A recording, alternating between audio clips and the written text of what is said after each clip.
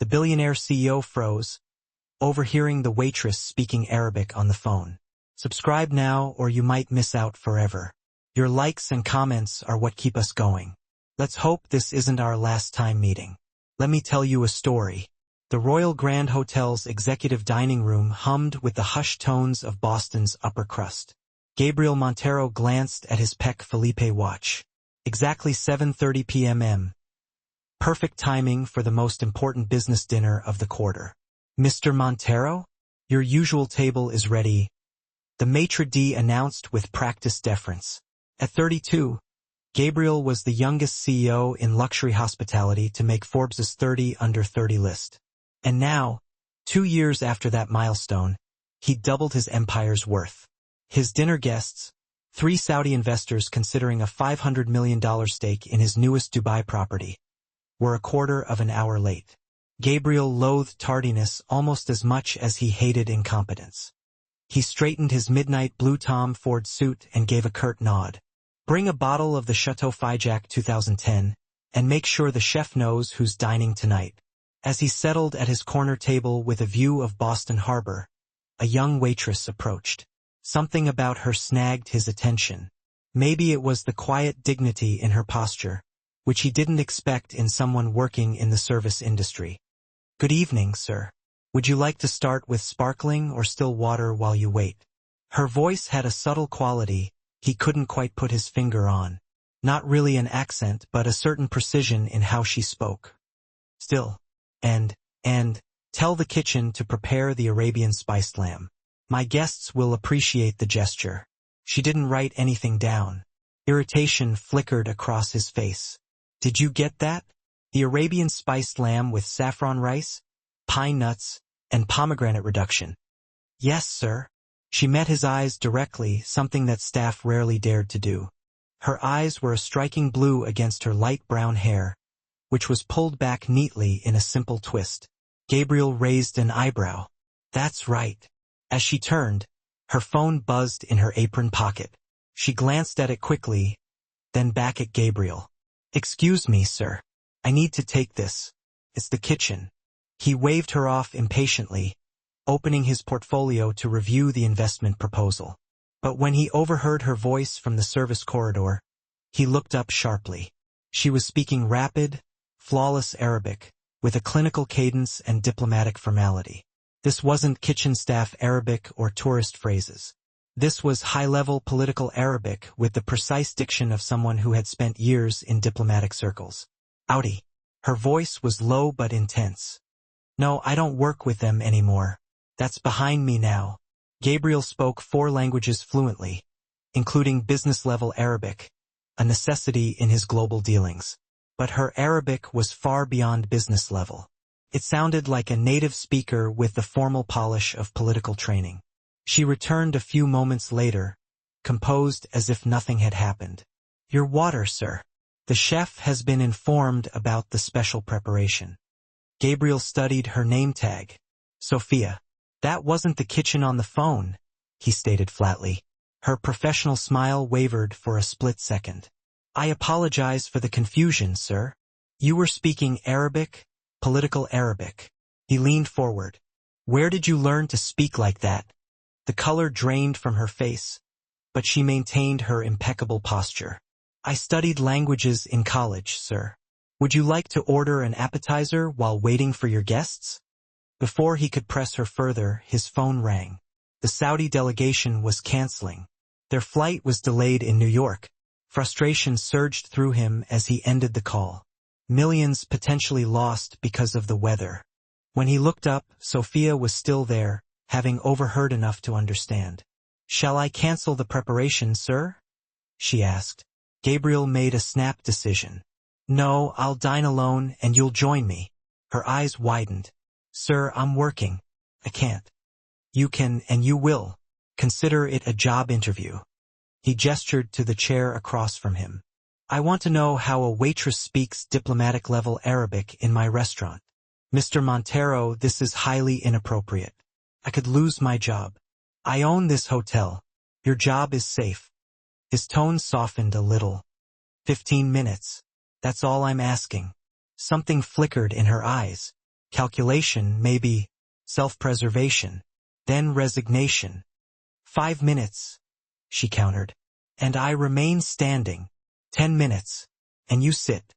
The faintest smile touched her lips, and Gabriel felt a surprising warmth in his chest. When was the last time someone had negotiated with him? Fine. 7 minutes and I'll sit.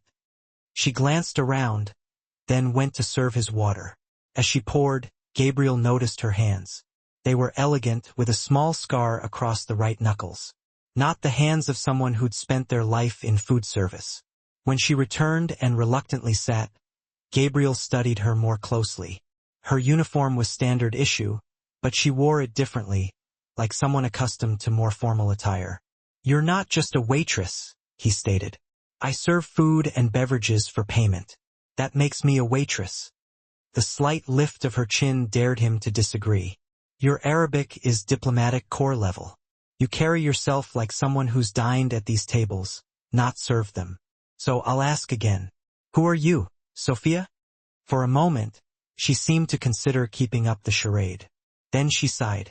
Someone who needed to disappear for a while. This job lets me be invisible. You're not invisible, Gabriel said, surprising himself with the softness in his voice. Not to me. Their eyes met, and an electric current passed between them. Then her professional mask slid back into place. My 7 minutes are up, Mr. Montero. Will you be dining alone tonight? Gabriel nodded slowly. For now. But this conversation isn't over. As she walked away, Gabriel found himself more intrigued than he'd been in years. The mysterious waitress who spoke perfect Arabic had awakened something in him. Curiosity, yes, but something else too. Something he hadn't felt since before his ex-fiancée, Charlotte, had betrayed him with his best friend. Gabriel Montero didn't believe in fate. He believed in due diligence, strategic planning, and ironclad contracts. But as he watched Sophia move efficiently through the dining room, he couldn't shake the feeling that something significant had just begun. His phone buzzed with a text from his mother. Don't forget brunch tomorrow with the Richardsons' daughter. Perfect match for you. Gabriel put his phone away without responding. For the first time in years, the carefully orchestrated path his family had planned for him seemed less certain. 3 days had gone by since the Arabic incident, and Gabriel couldn't stop thinking about Sophia. He quietly asked his HR director to pull her file, but the background information was suspiciously sparse. Sophia Williams, 26, employed for 8 months, previous work experience listed only as administrative positions. No references, no education details, almost as if she'd materialized out of thin air. That day, Gabriel deliberately chose to have lunch in the main restaurant instead of his usual private dining room. He told himself it was to observe the general service quality, but he knew better. He spotted her right away. Her poised movements set her apart from the other staff. She hadn't noticed him yet, and was focused on a table of Japanese businessmen. To his surprise, she was speaking with them in what sounded like fluent Japanese. Gabriel almost dropped his phone. Arabic was unexpected, but could be explained by personal interest or heritage. But Japanese, too? How many languages did this waitress speak? He watched as she skillfully guided the businessmen through the menu, noting their pleased reactions to her cultural knowledge. When she finally turned and saw him, a brief flash of recognition crossed her face before her professional mask returned. She approached his table with composed dignity. Good afternoon, Mr. Montero. Would you like to hear today's specials? How many languages do you speak, Sophia? He asked without preamble. She hesitated, then seemed to make a decision. Honesty was easier. 6 fluently, 2 more conversationally. 8 languages, he echoed. And you're serving club sandwiches. Something flashed in her eyes. Pride, maybe, or defiance. There's dignity in all honest work, Mr. Montero. I never suggested otherwise, but you're overqualified. Perhaps I'm exactly where I need to be. She straightened. The daily special is seared scallops with truffle risotto. Gabriel leaned back, studying her. Have dinner with me tonight. That would be inappropriate. A professional conversation. I have a proposition for you. She raised a skeptical eyebrow. I'm sure you proposition many women, Mr. Montero. Despite himself, Gabriel smiled. A business proposition. Your language skills are being wasted here. I appreciate your concern for my career trajectory, but I'm content with my current position. Gabriel wasn't used to being turned down, whether professionally or otherwise. He changed tactics. You know who I am, don't you? Beyond just the owner of this hotel. Gabriel Monto, 32, CEO of Monto Luxury Hotels and Resorts. Estimated net worth $4.8 billion. Recently expanded into Middle Eastern markets. Known for transforming struggling properties into exclusive destinations. She recited this without emotion, then added, the business press is quite thorough. Her detailed knowledge confirmed his suspicions. No ordinary waitress would have such information at hand. And you still turned down a meeting with me? Perhaps because I know exactly who you are. The words carried weight beyond their surface meaning. Before he could respond, a commotion erupted at the entrance. Charlotte Watson, his ex-fiancée and the daughter of his company's second-largest shareholder, sauntered in, her designer heels clicking against the marble floor. Her timing, as always, was terrible. Gabriel, darling. Her voice carried across the restaurant. I've been calling you all morning. He stood reluctantly, his expression growing cold. Charlotte. This is unexpected. Charlotte's calculating gaze swept over Sophia, dismissing her instantly. Private conversation needed, honey. Daddy's concerned about the Dubai numbers. Sophia started to step away, but Gabriel stopped her. We'll finish our conversation later. Charlotte's eyes narrowed. You don't seriously think I interrupted something important? She laughed, the sound brittle. Sweetheart, if you need a date for the charity gala, just say so. No need to scrape the bottom of the staff barrel. Sophia's expression remained professionally blank, but Gabriel noticed the slight stiffening of her shoulders. That's enough, Charlotte, he said sharply. Miss Williams was assisting me with something. Charlotte rolled her eyes. I'm sure she was. She dropped into the chair opposite his. Now, about Dubai. Gabriel caught Sophia's eye as she turned to leave. Something passed between them. An unspoken acknowledgement of Charlotte's rudeness, maybe, or something deeper. Later that afternoon, Gabriel found himself in the hotel's kitchen under the pretense of discussing menu changes with the executive chef. His real purpose was obvious even to himself. He was hoping for another glimpse of her. He was about to leave when he spotted Sophia in the break room. Her phone pressed to her ear, speaking what sounded like perfect French. She seemed agitated and was pacing in the small space. She said urgently, I cannot come back. It's too dangerous. Gabriel's French was excellent, a result of his Swiss boarding school education. Her words sent his mind racing. What danger was she talking about? Who was she running from? As if sensing his presence, she looked up and froze when their eyes met. She quickly ended the call. Eavesdropping, Mr. Montero?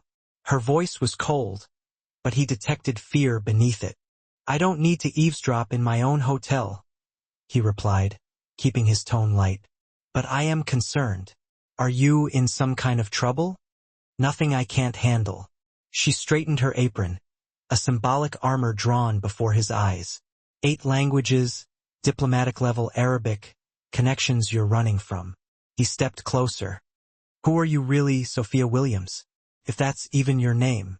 For a moment, she looked as if she were ready to run. Then something shifted in her expression. Not here, she said quietly. Some walls have ears. Gabriel felt a rush of vindication. My office, after your shift. She hesitated, then nodded once. Throughout the rest of the day, Gabriel found himself checking his watch constantly. Board calls dragged on and investment reviews felt endless. By 8:45, he'd dismissed his assistant and cleared his schedule. At exactly 9 o'clock, there was a soft knock at his door. Enter, he called, surprised by the slight acceleration of his heartbeat. Sophia stepped in, still wearing her uniform, but her hair was no longer pulled back in its practical twist. Instead, it fell in soft waves past her shoulders, subtly but significantly transforming her appearance. "You wanted answers," she said without preamble. "But I need assurances first." Gabriel gestured to the chair across from his desk. "What assurances?" "That whatever I tell you stays between us, and that my position here remains secure." He studied her for a long moment. "You have my word." She seemed to assess his sincerity, then sat. "What do you want to know?" "Start with your real name." She met his gaze steadily. "Sophia is real. Sophia Nassar Williams. My mother was American. My father, Lebanese. And the diplomatic level Arabic? I was a multilingual interpreter for the State Department, specializing in Middle Eastern affairs." Gabriel leaned forward. "Was?" A shadow crossed her face. "Until 3 years ago, when I was accused of leaking classified information during nuclear negotiations with Iran." "Did you?" "No. The word was steely. I was set up. A convenient scapegoat when someone needed to bury evidence of their own corruption." Her eyes held such conviction that Gabriel found himself believing her without question. "Why not fight to clear your name?" "I tried."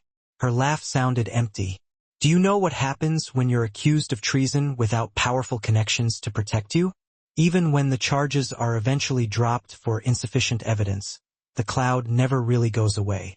No one will touch you professionally." The unfairness of it struck Gabriel deeply.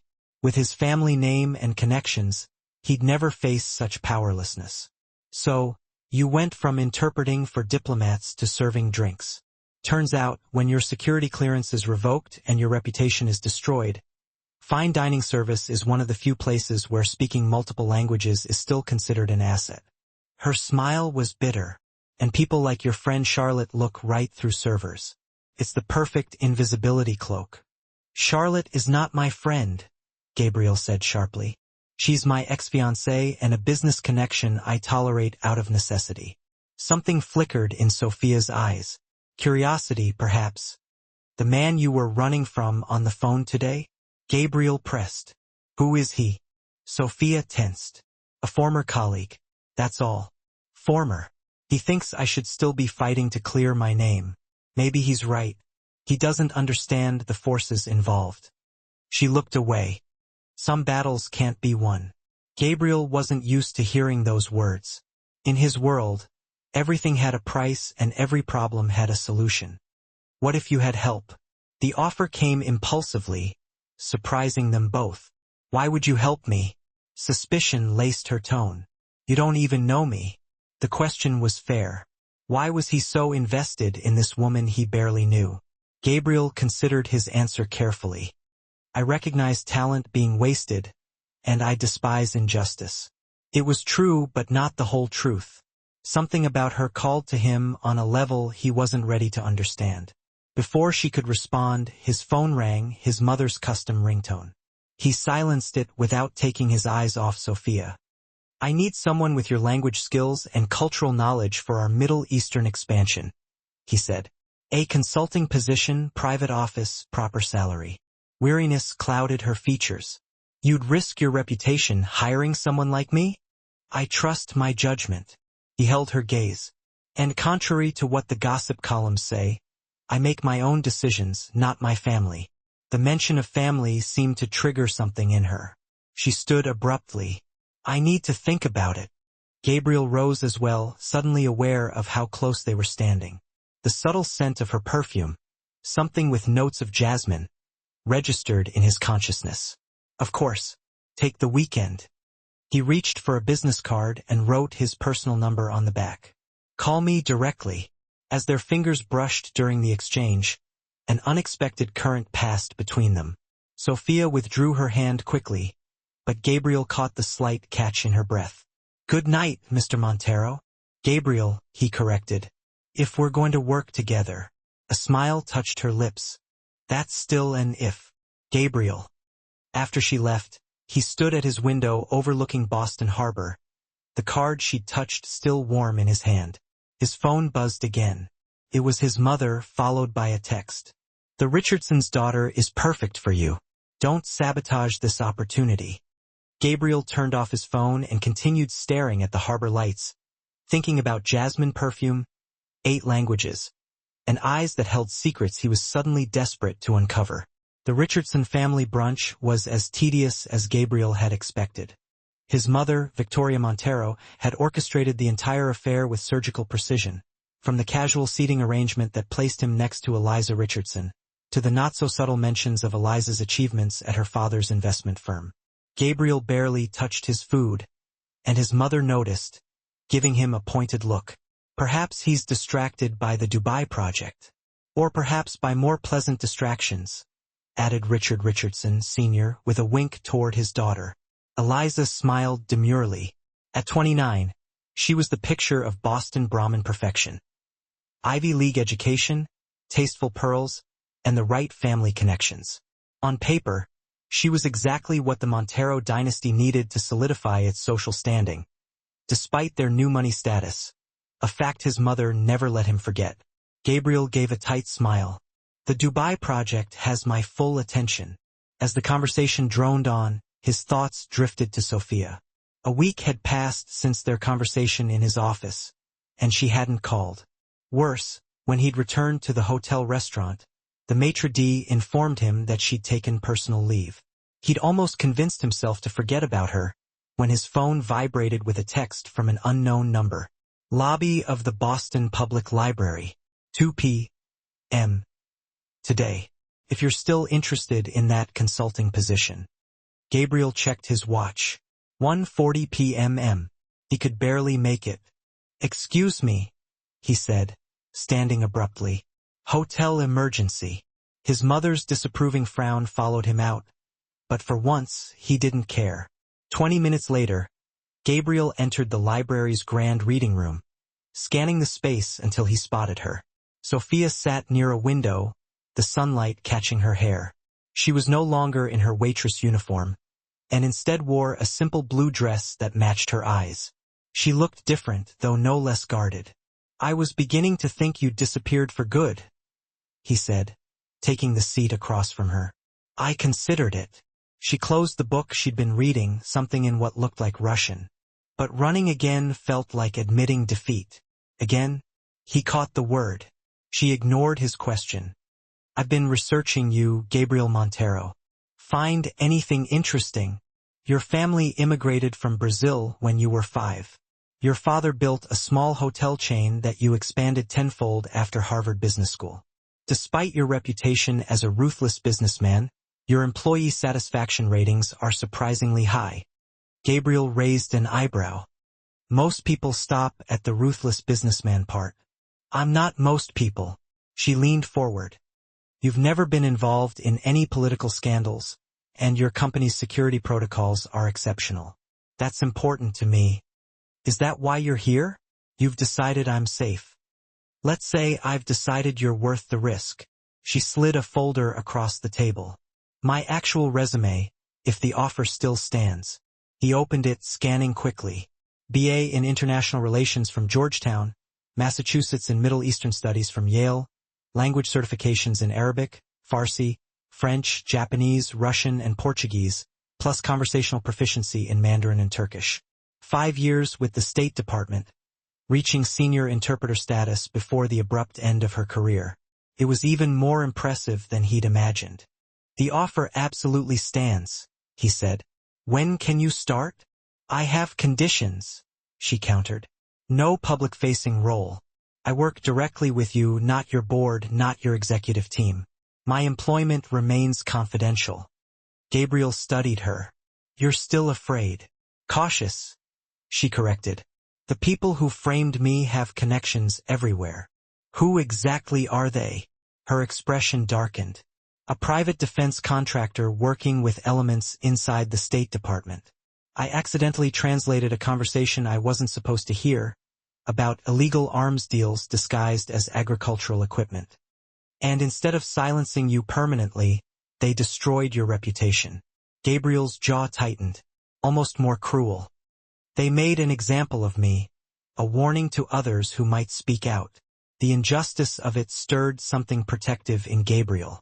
You'll have everything you need, including privacy. Start tomorrow. She nodded, relief visible in the slight relaxation of her shoulders. Thank you. As they finalized the details, Gabriel's phone lit up with messages. His mother was demanding an explanation for his sudden departure. He silenced it again. Family trouble? Sophia asked. Family expectations, he corrected. My mother has my entire life planned, including who I should marry. Let me guess, someone like the woman from the restaurant. Your ex? Gabriel grimaced. Charlotte was my mother's choice, too. That ended badly. What happened? The classic story. Caught her with my best friend a month before the wedding. He said it matter-of-factly, the pain long dulled. Turns out, she was more interested in the Montero fortune than in me. Sympathy flickered across Sophia's face. I'm sorry. Don't be. Best thing that could have happened. He smiled wryly. Though my mother still thinks I should forgive and reconsider for the sake of our business relationship with her father. And would you? For business? Never. The word came swiftly, definitively. Some lines can't be uncrossed. Their eyes met, understanding passing between them. They'd both been betrayed by people they trusted. As they left the library, Gabriel impulsively asked, Have you eaten? There's a good cafe around the corner. Sophia hesitated. This is strictly professional, right? Absolutely, he agreed, ignoring the hint of disappointment that sparked at her question. Consider it your first consulting assignment, educating me on Lebanese cuisine so I don't embarrass myself with our Beirut investors. A small smile touched her lips. Well, when you put it that way, it's practically my duty. At the cafe, they found a quiet corner table. Sophia ordered in flawless Arabic, delighting the Lebanese owner, who brought them extra dishes on the house for the lady who speaks like home. As they shared hummus and tabbouleh, their conversation flowed from Middle Eastern politics to literature to travel. For the first time in years, Gabriel found himself genuinely engaged, challenged by her insights, and captivated by her subtle humor. You're smiling, she observed over Turkish coffee. It changes your face. I don't smile often enough, he admitted. Hazard of the CEO position. The burden of command, she nodded. I remember my father saying that. Your father was in a leadership position? Something guarded returned to her expression. He was a government official back in Lebanon. Before Gabriel could probe further, his phone rang. It was the special tone he'd assigned to his executive assistant. Unlike his mother's calls, this one he couldn't ignore. Monto, he answered curtly. His assistant's voice was tense. Sir, Mr. Watson is here with lawyers. Something about pulling his investment if you don't meet with him immediately. Gabriel's jaw tightened. Charlotte's father, his second largest investor and a perpetual thorn in his side. I'm on my way. He ended the call and looked at Sophia apologetically. Business emergency. Rain check. She nodded, but I caught the weariness returning to her eyes. Everything okay? Nothing I can't handle. He echoed her words from earlier, then on impulse. Have dinner with me tomorrow night? Not for work, just dinner. Surprise flickered across her face. I thought this was strictly professional. It was. It is. He found himself uncharacteristically flustered. But I'd like to continue our conversation without business interruptions. Sophia considered him for a long moment. I don't think that's wise for either of us. Probably not, he agreed. But I'm asking anyway. A beat passed between them, charged with unspoken possibilities. One dinner, she finally said. But somewhere private. I can't risk being seen. My apartment has a good view and better security. I'll cook. At his skeptical look, she added, I make an excellent risotto, one of the few useful skills I retained from culinary school. You went to culinary school? She couldn't hide her surprise. For a year before Harvard, much to my father's dismay. He smiled at the memory. Some rebellions are smaller than others. As they parted ways outside the cafe, Gabriel found himself reluctant to leave. Tomorrow then? 8 o'clock, she confirmed. Text me the address. On the drive to his office, Gabriel tried to focus on the impending confrontation with Charlotte's father, but his thoughts kept returning to Sophia. The way sunlight caught in her hair, how her eyes lit up when she spoke about literature, the slight accent that emerged when she spoke Arabic. By the time he reached his office, Gabriel had to admit the truth to himself. His interest in Sophia Nassar-Williams had moved well beyond the professional. The question was, what was he going to do about it, and more importantly, what secrets was she still keeping? Gabriel's penthouse overlooked Boston Harbor, the city lights reflecting on the dark water. He moved through his kitchen with unexpected grace, adding white wine to simmering arborio rice. For someone worth billions, I'm surprised you cook your own risotto, Sophia observed from her perch on a bar stool, wine glass in hand. Some things shouldn't be delegated. Gabriel glanced up, momentarily distracted by how the soft lighting transformed her. She'd arrived in a simple blue dress that somehow made her more striking than any of the designer-clad women his mother paraded before him. Like what else? Genuine curiosity colored her voice. Negotiating your own deals? Reading contracts personally? Cooking risotto? He smiled, adding freshly grated Parmesan. My father taught me that, despite his flaws, he knew the value of doing important things yourself. You speak of him in the past tense. Gabriel's movements slowed. Heart attack 3 years ago. The official story was natural causes, but the truth is he worked himself to death expanding into Asian markets. I'm sorry. Her voice held genuine sympathy. After he died, my mother became more insistent about certain things. The right marriage, the right connections. He shrugged, masking old pain, as if proper Boston society would ever truly accept Brazilian nouveau riche, no matter who I marry. Sophia sipped her wine. Is that why you keep disappointing her? Rebellion? Hardly. I simply refuse to marry someone who sees me as a balance sheet instead of a person. He served 2 plates, the risotto perfectly creamy with arborio rice. What about your family? Shadows crossed her face. My mother died when I was young. My father, we're estranged because of what happened at State, among other things. She tasted the risotto, closing her eyes briefly in appreciation. This is exceptional. You sound surprised. I'm reevaluating my assumptions about billionaire CEOs. They moved to his living room, the conversation flowing as easily as the wine. Gabriel found himself relaxing, the constant tension he carried dissolving in her presence. As Sophia described a diplomatic incident in Tokyo, his phone buzzed, Charlotte's name flashing on the screen. He declined without comment. Your ex-fiancé seems persistent, Sophia observed. Her father's company owns 20% of Montero hotels. She leverages that whenever possible. His expression darkened. Especially since the Dubai project. Is that what the emergency was about yesterday? Her father threatening to pull out? Gabriel nodded. Stephen Watson suddenly has concerns about expansion in the Middle East. Concerns he didn't voice when we broke ground 6 months ago. What changed? He claims the political climate has destabilized. Gabriel's tone was skeptical. But the timing suggests it's more about pushing me back toward Charlotte. Would consolidating your companies through marriage make business sense? Perfect sense, which is why my mother still hopes we'll reconcile. His eyes met hers. But some prices are too high even for empire building. Something shifted in Sophia's expression. Respect, perhaps. Their conversation drifted to safer topics until Gabriel's security system chimed, indicating an approaching elevator. Are you expecting someone? Sophia tensed visibly. Before he could answer, pounding on his door was followed by his mother's voice. Gabriel, I know you're in there. Open this door immediately. My mother, he confirmed grimly. This is unprecedented. Fear flashed across Sophia's face. I should go. There's a service elevator through the kitchen.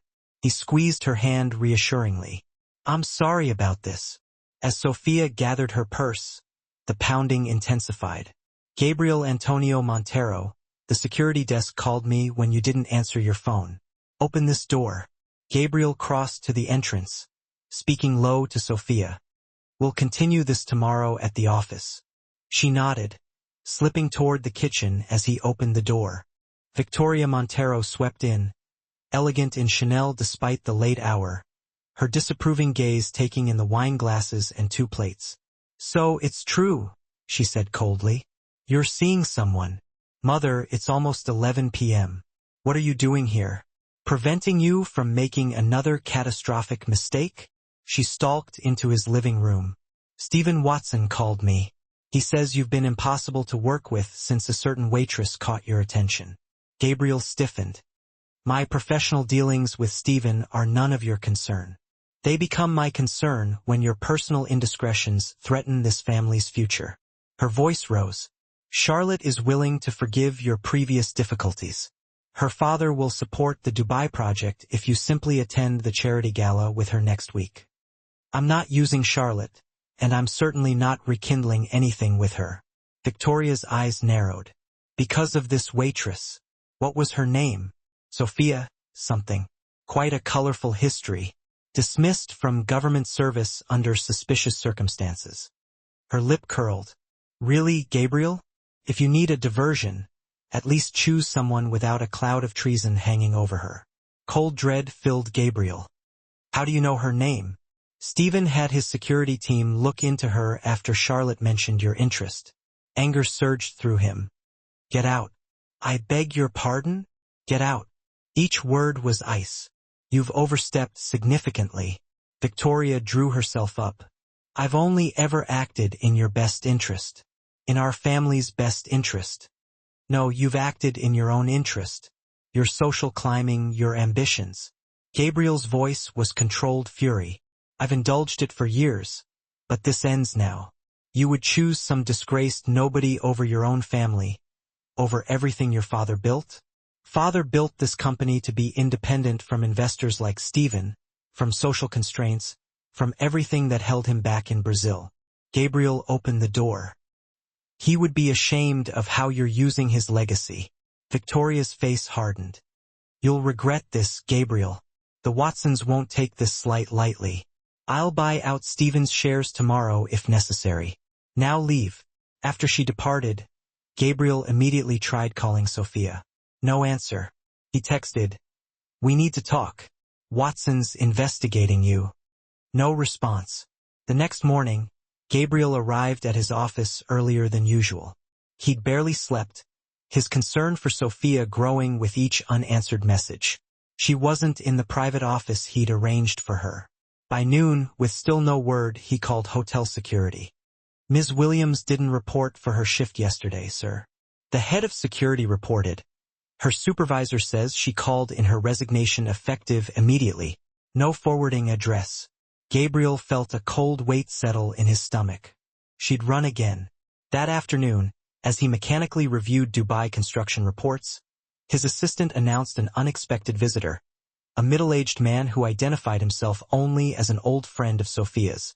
The man who entered Gabriel's office had the unmistakable bearing of intelligence services, alert eyes constantly scanning economical movements, the subtle bulge of a shoulder holster under his jacket.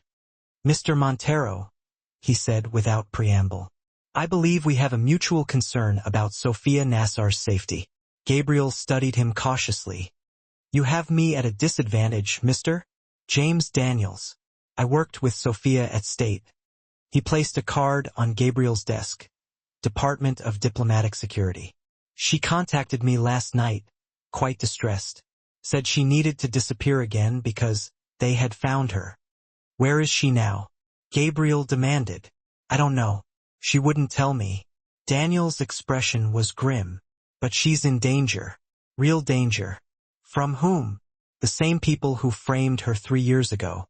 Blackwater Ridge Security, a private military contractor with deep political connections." Daniels leaned forward.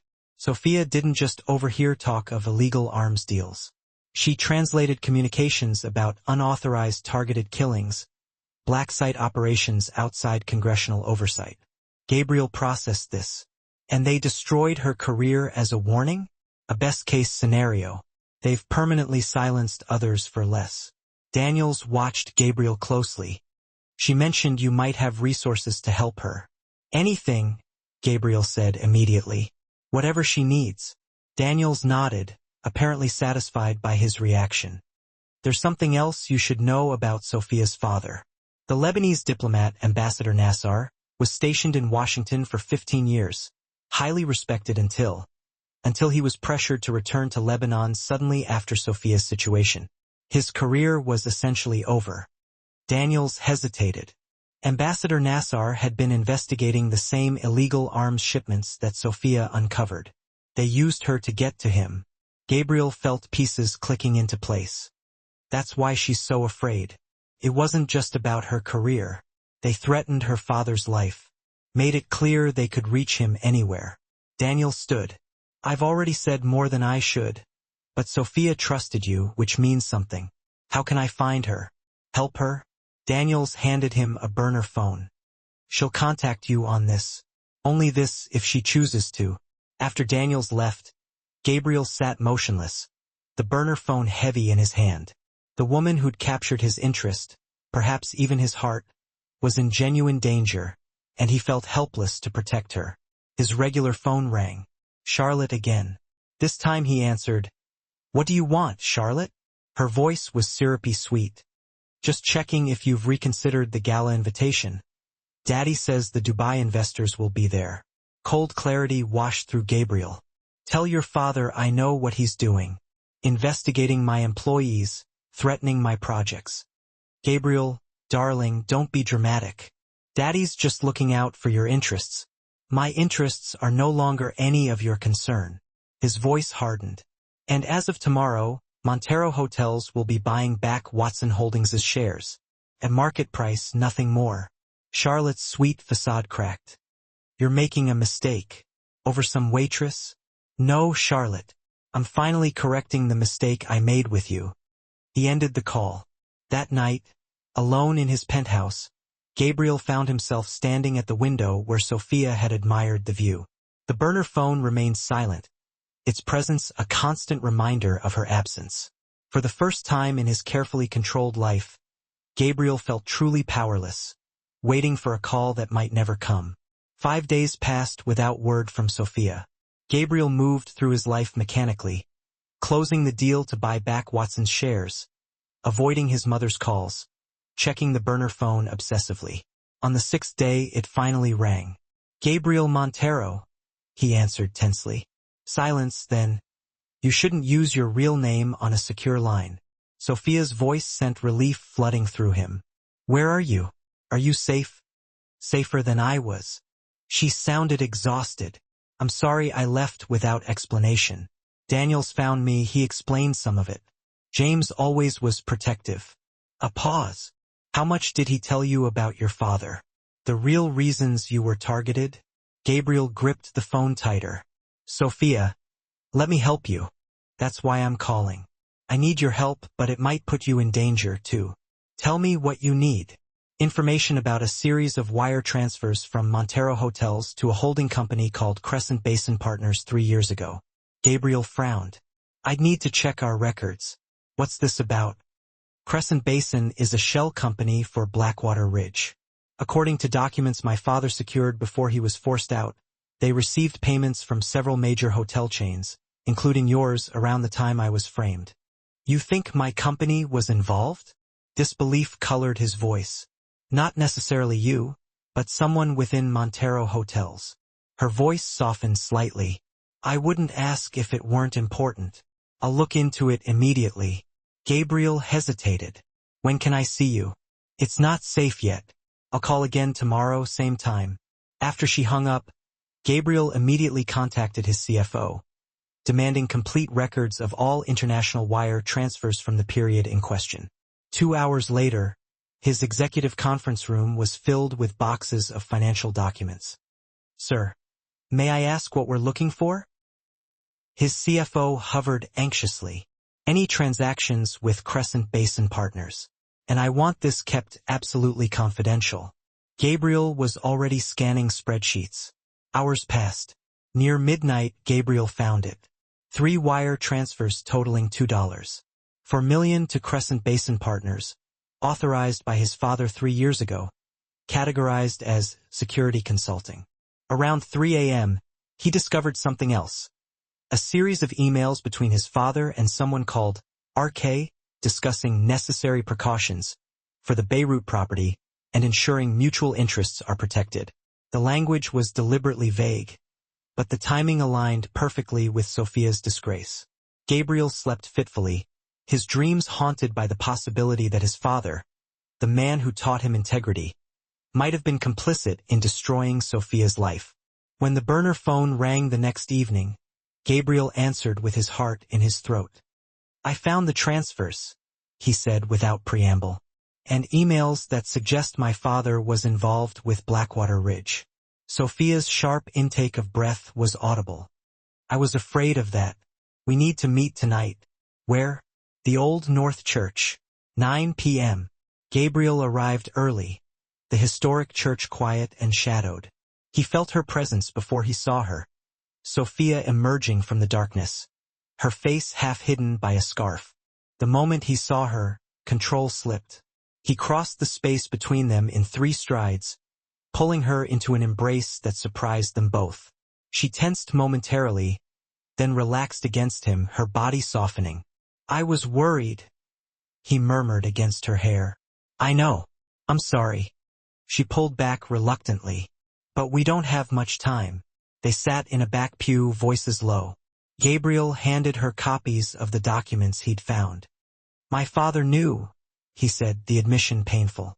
"I don't know how deeply he was involved, but he knew about Blackwater Ridge."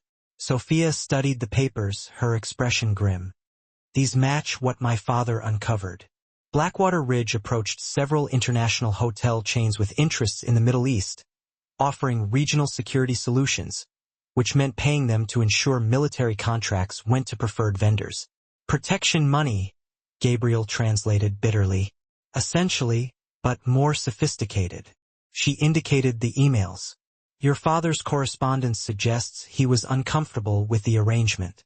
Gabriel looked more closely at the exchanges she indicated. His father's responses were increasingly terse, questioning the methods being employed. He was pulling out. Gabriel realized.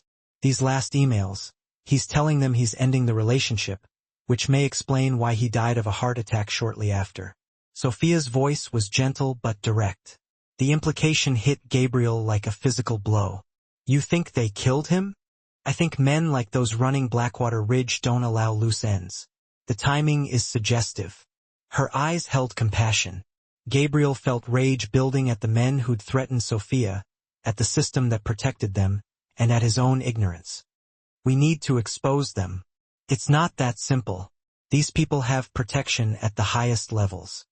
"I don't care. They destroyed your life. They may have killed my father." His voice hardened with determination. "And they're using my company's money to do it." Sophia studied him, something shifting in her expression. "There may be a way, but it would require resources, significant resources, and accepting substantial risk." "Tell me." "My father has compiled evidence. Transaction records, internal communications, witness statements, but he needs a secure platform to release it and protection afterward." "I can provide both." She shook her head. "You don't understand. The moment you publicly align yourself with this, you become a target, too. Your business, your family, everything." "I understand perfectly." Gabriel took her hands. "Some things are worth the risk." Their eyes locked, the connection between them deepening with shared purpose. Then Sophia withdrew her hands gently. "There's something else you should know," she said, her voice suddenly uncertain. "Something I haven't told you about my father." Gabriel waited, sensing her struggle.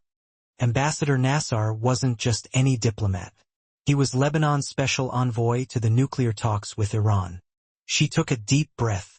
"And he specifically requested me as his interpreter for the most sensitive negotiations." Understanding dawned. "That's why you were such a perfect target. They could hurt him through you." She nodded. "But there's more. My father and yours. They knew each other." Gabriel stared at her. "What?" 20 years ago, when your family first expanded internationally, my father helped secure permissions for your Beirut property. They maintained a friendship afterward." Her eyes held his steadily. When everything happened with Blackwater Ridge, he reached out to your father for help. And my father was already compromised. Gabriel filled in the pieces, clicking into place. So instead of helping, he was forced to stand by while they destroyed you. I believe he tried to fight back in his way. Her voice was soft. Those emails, pulling away from Blackwater Ridge, came right after my situation. The revelation staggered Gabriel. All this time, their lives had been connected through their fathers. One disgraced, one possibly murdered, both trying to do right in a corrupt system.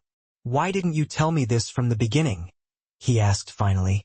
Would you have believed me that your father might be complicit in criminal activity? Her smile was sad. I needed you to discover it yourself. Gabriel processed this, weighing anger against understanding and finding the latter stronger. So what now? My father is in Zurich, neutral ground. He has everything we need to expose Blackwater Ridge and the government officials protecting them. She hesitated. But we'd need to move quickly and quietly. Gabriel made his decision instantly. My plane can be ready in 3 hours. Sophia's eyes widened. You'd come with me personally? Wild horses couldn't keep me away. The intensity in his voice surprised them both. For the first time since he'd known her, Sophia's composed exterior cracked completely. Tears welled in her eyes, quickly blinked away. Thank you, she whispered. As they left the church, planning their departure, Gabriel found himself hyper-aware of potential surveillance. We should separate until we reach the airport, safer that way. Sophia nodded. Gabriel. She hesitated, then stood on tiptoe to press a soft kiss to his cheek. Whatever happens next, I want you to know meeting you has meant more than I can say. Before he could respond, she slipped away into the darkness, leaving Gabriel touching his cheek where her lips had been, feeling as though his life had irrevocably changed course. 3 hours later, on his private jet bound for Zurich, Gabriel finally allowed himself to acknowledge what he'd been feeling since that first night in the restaurant. He was falling in love with Sophia Nassar, her courage, her brilliance, her unwavering dignity in the face of injustice, and he would move heaven and earth to help her reclaim her life. The soft glow of morning light filtered through gauzy curtains in the Zurich hotel suite. Gabriel stood by the window, watching the city awaken, his mind on the meeting ahead.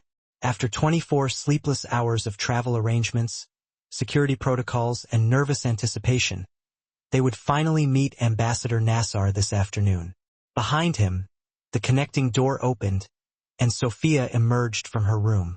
The sight of her, rested, determined, wearing a simple gray dress that transformed her from waitress to diplomat, made his heart skip. Ready? She asked, smoothing non-existent wrinkles from her skirt. More than ready. Gabriel crossed to her, taking her hands impulsively. Sophia, before we do this, I need you to know something. She looked up, a question in her eyes. Whatever happens today, whatever we learn, it doesn't change how I feel. The words came unbidden. These past weeks, getting to know you, it's changed me. Changed what I want from life. Vulnerability flashed across her face. Gabriel, we barely know each other. I know enough. He squeezed her hands gently. I know you're the most remarkable person I've ever met. I know I've never felt this way before, and I know I want the chance to see where this leads when we're not running for our lives. A smile trembled on her lips. That's quite a speech for a man known for his boardroom terseness. You inspire verbosity. He returned her smile, relieved at the lightening of tension. Just think about it. I will. She squeezed his hands before releasing them. But first, we have a mission to complete. The meeting location was a private dining room in a discreet hotel across town from their own, neutral ground selected by Ambassador Nassar's security team. As their car approached, Sophia grew visibly tense. It's been 3 years since I've seen my father, she confessed. We didn't part on good terms. Family reconciliation seems to be the theme of the day, Gabriel said, thinking of the increasingly desperate messages from his mother that he'd been ignoring. The ambassador's security, 2 serious men with the same intelligence service bearing as Daniel's, escorted them through a service entrance. In the private room, A distinguished man with silver hair and Sophia's striking blue eyes stood waiting. For a moment, father and daughter simply looked at each other, years of hurt and separation hanging between them. Then, Ambassador Nassar opened his arms. "Binti," he said softly. "My daughter." Sophia crossed the space between them, embracing her father tightly. Gabriel hung back, giving them privacy for their reunion. When they separated, the ambassador extended his hand to Gabriel. "Mr. Montero, you have my eternal gratitude for helping Sophia. Your father would be proud." The mention of his father brought a pang, but Gabriel accepted the handshake firmly. "I'm honored to help, Ambassador, and I hope we can finally bring justice for both our families." Over a tense meal, Ambassador Nassar shared what he'd compiled. A devastating dossier on Blackwater Ridge's operations, their government enablers, and the corporations that knowingly or unknowingly funded them. The key is releasing this simultaneously to multiple outlets, with irrefutable authentication, the ambassador explained. Once it's public, their political protection becomes a liability. Montero Hotels will hold a press conference confirming our part in this, Gabriel decided. They can't dismiss it as conspiracy when one of their own funding sources confesses. It would mean exposing your father's involvement. Sophia said quietly, her voice barely above a whisper. "My father was manipulated and then silenced when he tried to break free from their control." Gabriel's jaw tightened, a muscle ticking in his cheek, his gaze hardening with resolve. His legacy deserves the truth, not the false protection of silence. As they were putting the final touches on their plans, Gabriel's secure phone buzzed insistently, the ringtone indicating a call from his executive assistant's emergency line.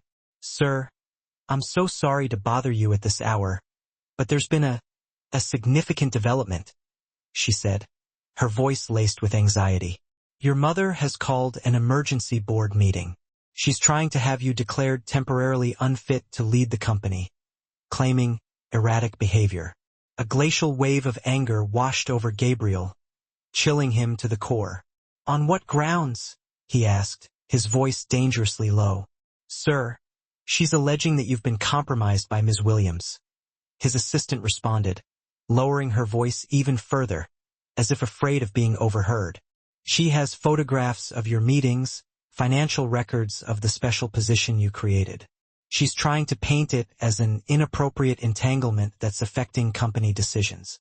Gabriel's mind began to race, connecting the dots, anticipating the angles. His mother wasn't acting alone. This had Charlotte and Stephen Watson written all over it. "When is the meeting?" "Tomorrow morning at 9 a.m. Boston time." "Delay it. Find any excuse." "I'm flying back tonight, sir."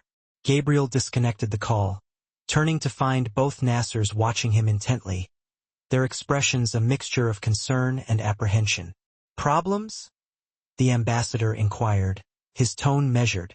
"Nothing I can't handle," Gabriel replied, meeting Sophia's worried gaze with a reassuring one. "But we need to accelerate our timeline, move things forward more quickly." Even as they began to revise their plans, a sudden, jarring intrusion shattered the tense calm as security personnel burst into the room, their faces etched with alarm. "We've been compromised," one of them shouted. Black SUVs circling the block, men in tactical gear. "Blackwater Ridge," Sophia whispered, her voice barely audible, fear clouding her eyes. What followed was a chaotic whirlwind of activity, a blur of hurried movements and hushed commands. Security hustled them through service corridors, splitting up into smaller groups to create confusion and misdirection. The ambassador's team secured the evidence, spiriting it away with one group, while Gabriel and Sophia were rushed to a waiting car, engines already revving, ready to speed away. As they sped away from the building, Gabriel pulled Sophia close, holding her tightly against him. "Are you all right?" She nodded, pressing her face against his shoulder. "They'll be after the documents, not us. My father's team will protect them, and I'll protect you." The promise came without a moment's hesitation, a vow whispered with fierce determination. Their escape route led them to a private airfield, where Gabriel's jet waited, its engines humming impatiently. Once airborne, soaring above the city lights, heading back to Boston. The adrenaline began to dissipate, leaving behind a bone-deep exhaustion. How did they find us? Gabriel wondered aloud, his brow furrowed in thought. They have resources everywhere, Sophia replied, her voice sounding hollow, almost defeated. And now they know you're involved. You're a target, too. Let them come, Gabriel said, his voice hardening with a newfound resolve. I'm done hiding in the shadows, done living in fear. They landed in Boston as dawn was breaking, the city still draped in the quiet stillness of early morning. Gabriel's security team met them at the airport with fresh updates. The board meeting was proceeding as scheduled, with several members already publicly aligning themselves with Victoria Montero's position. We go straight to the office, Gabriel decided, his tone leaving no room for argument. It's time to end this charade. When they arrived at Montero Hotel's headquarters, Charlotte Watson was just stepping out of the elevator. A triumphant smile plastered on her face. The smile quickly dissolved into shock at the sight of them. Gabriel, you're back, she stammered, her eyes narrowing as she took in Sophia's presence. And with your friend, Ms. Williams. Gabriel's tone was icy. Just the person I wanted to see. Join us upstairs, won't you?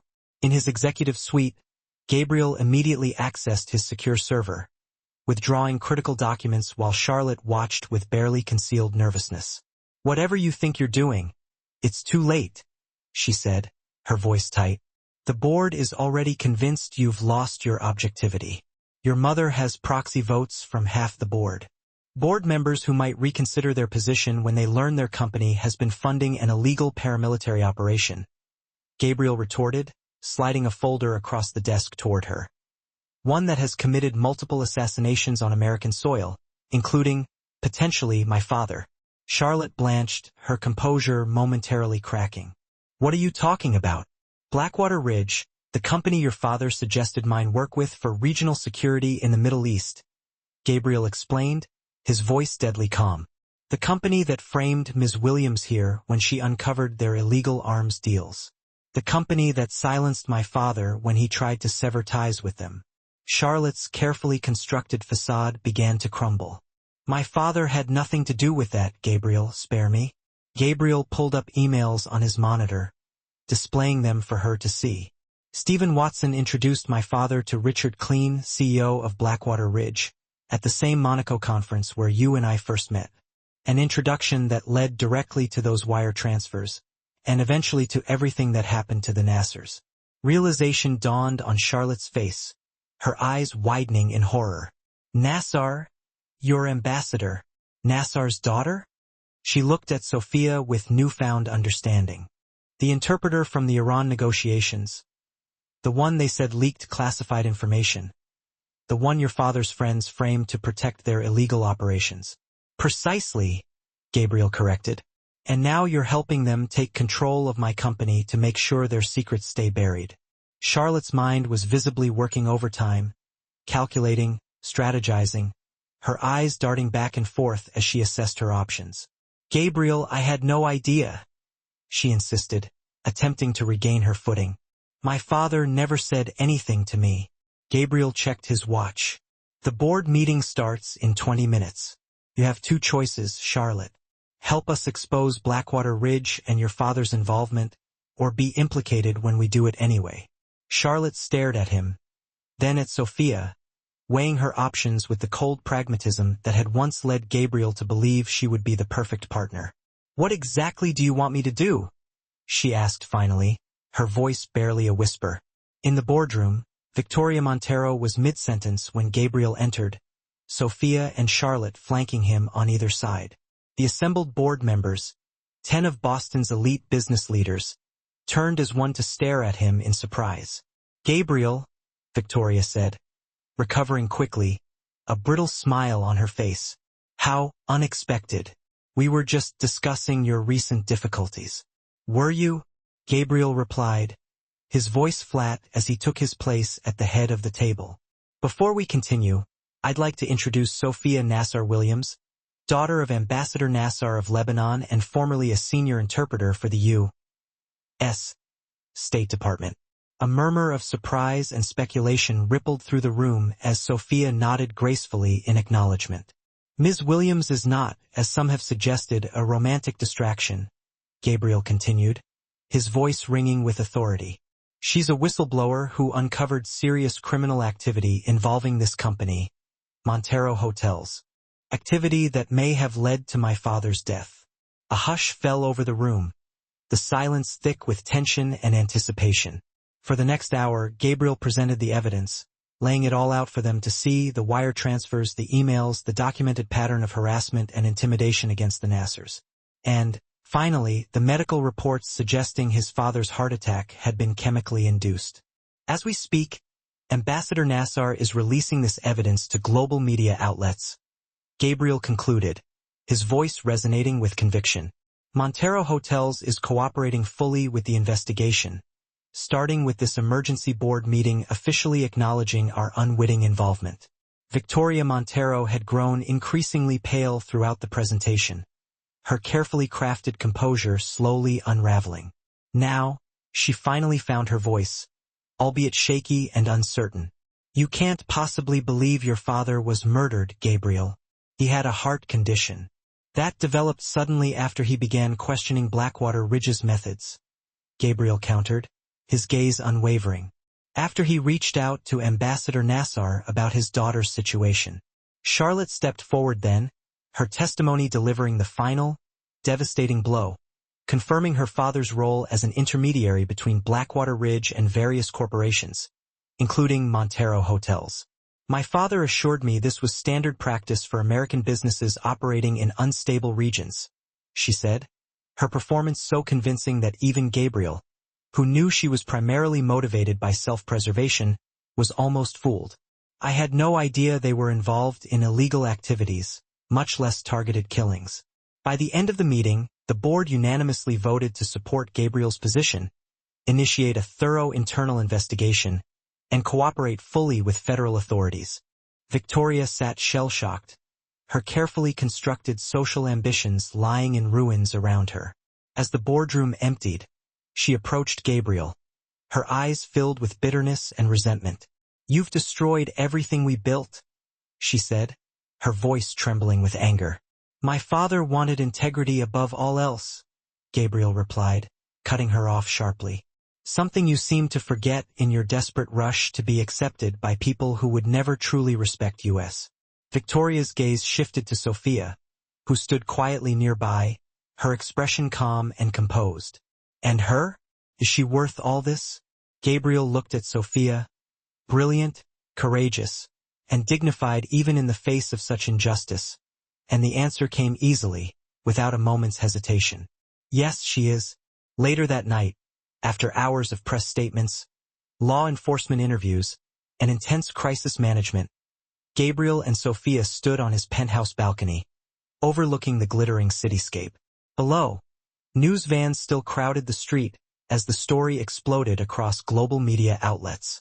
It's really over, Sophia said softly, her voice filled with a mixture of relief and disbelief after 3 long years of looking over her shoulder, of living in fear.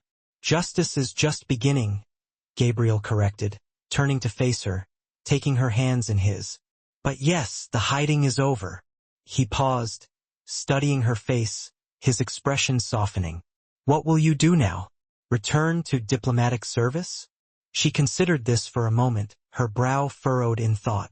Eventually, perhaps, but first, I need time to reconnect with my father, to figure out who I am when I'm not running or hiding. Gabriel nodded, trying to mask the flicker of disappointment that coursed through him. Of course. Take all the time you need. I was hoping, she said carefully, her gaze meeting his, that you might help with that process. Hope flared within him, igniting a warmth in his chest. I'm listening. You mentioned wanting to see where this leads, she said, gesturing between them, her voice barely a whisper. I'd like that too, but slowly, properly. Gabriel smiled, relief washing over him as he reached out to take her hand. Dinner tomorrow, then. A real date this time. No business talk, no international conspiracies. I'd like that, she said, squeezing his hand gently. Though I should warn you, Normal might feel boring after all this with you." "Never," he replied, drawing her closer, his voice filled with affection.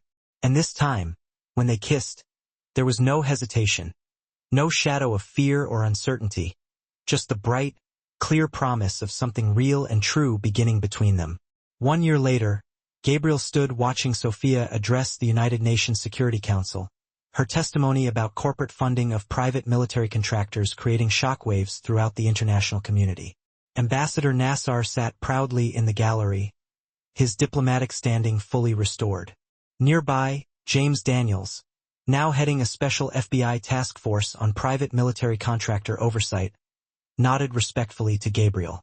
Charlotte Watson had parlayed her unwitting whistleblower status into a lucrative book deal and a consulting position, publicly distancing herself from her father, who now faced a long list of federal charges. Victoria Montero had retreated to Brazil, her social aspirations permanently abandoned. As Sophia concluded her powerful testimony, her gaze found Gabriel's in the audience, the connection between them flowing strong and sure, a partnership forged in the crucible of crisis but now flourishing in the light of peace. Later, as they walked hand in hand through Central Park, Gabriel stopped beneath a flowering cherry tree, its branches laden with delicate pink blossoms. "I've been thinking," he said, taking both her hands in his eyes sparkling with affection, "about something you once told me, about dignity and all honest work." Sophia smiled, her eyes filled with warmth. "I still believe that." "So do I, which is why I'm leaving Montero Hotels." At her surprised look, he continued, "The board is buying me out. I'm establishing a foundation for corporate transparency and whistleblower protection instead." "Gabriel, that's incredible," she said, her eyes shining with pride. "There's more," he said, dropping to one knee, withdrawing a small velvet box from his pocket. "Sophia Nassar-Williams, you've changed my life in every possible way. Would you do me the extraordinary honor of becoming my wife?" Tears welled in her eyes as she reached out to pull him to his feet. "On one condition," she said, her voice thick with emotion. "Anything," he replied, his heart overflowing with love. "That you finish cooking that mluki you promised me a year ago." Her smile was luminous, radiating pure joy. "It was interrupted, if you recall." Gabriel laughed, a sound filled with pure, unadulterated happiness. "Deal." He slipped the ring onto her finger, a stunning sapphire that perfectly matched the color of her eyes. "Though I should warn you, I've expanded my culinary repertoire significantly since then." "Is that so?" she teased, winding her arms around his neck. "Then I look forward to a lifetime of tasting everything you create." As they sealed their promise with a tender, loving kiss, Gabriel reflected on the fact that his father had been right all along. Some things simply shouldn't be delegated.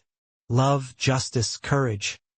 These were worth doing yourself, worth fighting for personally. And Sophia, brilliant, brave, extraordinary Sophia, was worth everything.